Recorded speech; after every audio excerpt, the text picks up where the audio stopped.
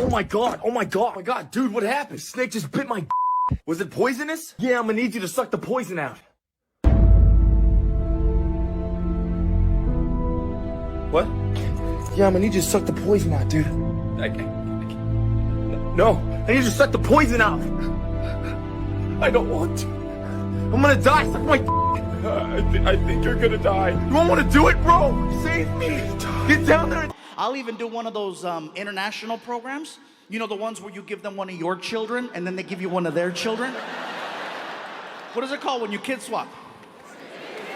Thank you, sorry. That's right, exchange. Some of you are like, that's called human trafficking. He looks at me and he starts pointing and he's yelling. Hey, fat man! Fat man! What about us, huh? What about the Germans? What do we drink? I was like, dude, that was like 5 minutes ago. We were giving you a chance. What do we drink? I'm like, sir, if you don't have a seat, we're gonna have a problem, especially if you call me fat man again. And he freaking did it. What are you gonna do, fat man? What do we drink? So I said, you wanna know what you drink? Tell me. Don't ask me where this came from. I got right in his face and I said, blood of Jews.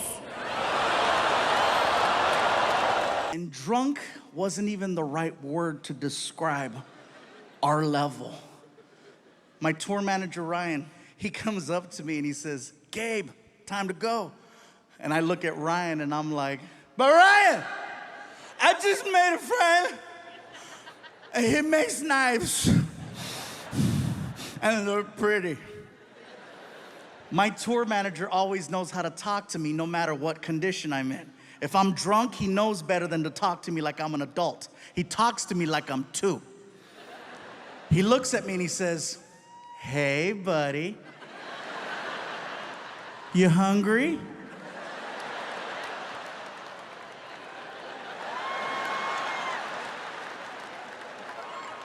Well, listen, if we don't leave right now, they're gonna close McDonald's and you're gonna have to eat at the airport.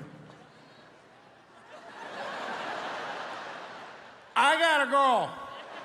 When you drink it, you're like, ah! Palatos, palatos, palatos. It's horrible. If you drink too much of it, it holds on longer than anything else. You know what I'm saying? Like if you have one too many beers, you know what happens. You get the and then you return it to the rightful owner. Jaeger makes you feel like you gotta bring it back, but you can't. All it does is make you dramatic for 45 minutes until it lets go. You've seen someone like that. Hey, you okay? I'm fine, but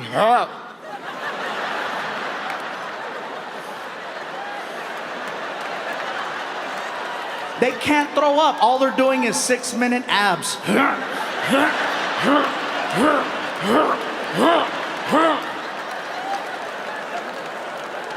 People look at you the next day. Are you into fitness? No, I'm a drunk. I forgot to check the knife that the guy gave me. And it's on me, and I've already cleared the freaking, you know. So I'm like, The security officer does this.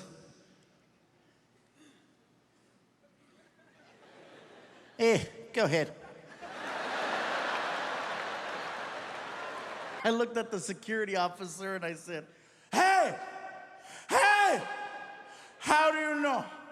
How do you know I'm not a terrorist?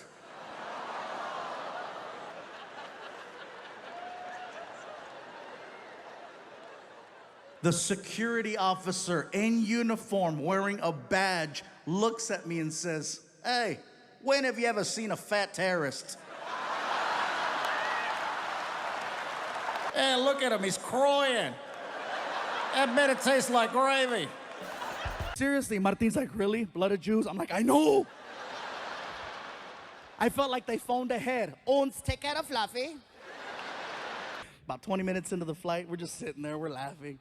And the flight attendant, she starts coming down the aisle with the little cart. Okay, she's coming down the aisle and she sees me and she goes, Hello, sir. Do you have a preferred drink of choice today? Martin looks at me, taps me in the chest, and he goes, hey, tell her. Tell her, bro. Come on, ask for it. If anybody has it. Dude, shut up. And then she looks at Martin. Sir, do you have a preferred drink of choice? And Martin's like, yeah, you guys got blood of... She's like, Bloody Mary? Yes, yes, Bloody Mary. Freaking Machete's gonna get me banned from flying. I couldn't even get upset because I was too much in shock over the fact that that came out of someone 4 feet away from me. My buddy Alfred and I, we look like chickens. We're like, my cell phone goes off. I take out my phone and there's a text message from Dave. And I said, that's right, he better say I'm sorry. He better say just kidding. I open up the text message and it says, and you're paying for it. And immediately I moved here, I heard a lot of British people talking about the financial crisis, the recession. I'm from Africa, what are you maniacs talking about? You call that a crisis? If that's a crisis, where's UNICEF? You can tell me it's a financial crisis when India starts opening call centers here.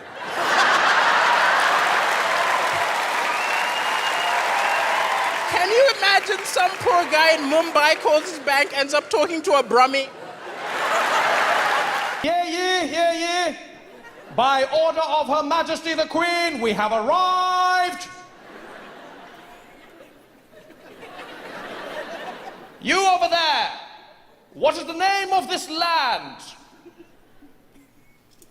This land over here? This is called India. Well, my good man, I am here to tell you that India is now under the British Empire.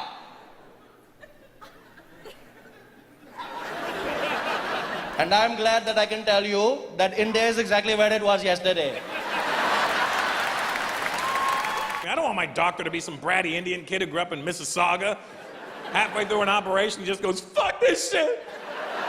I want to play guitar. And he...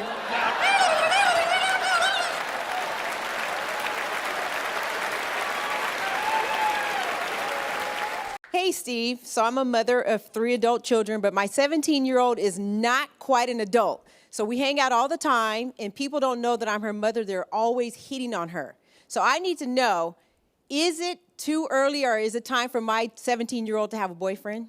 What I would do, I would just give her a shirt that says, hey, back off, she's only 17.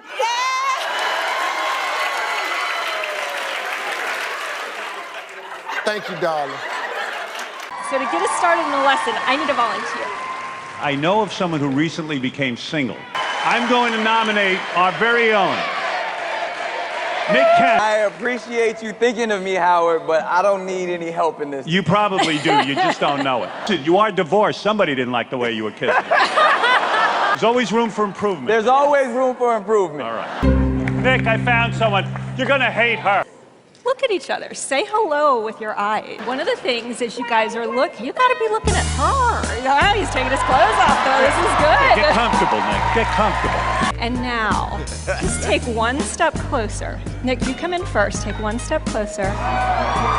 There you go. Gently, gently, that's it. Other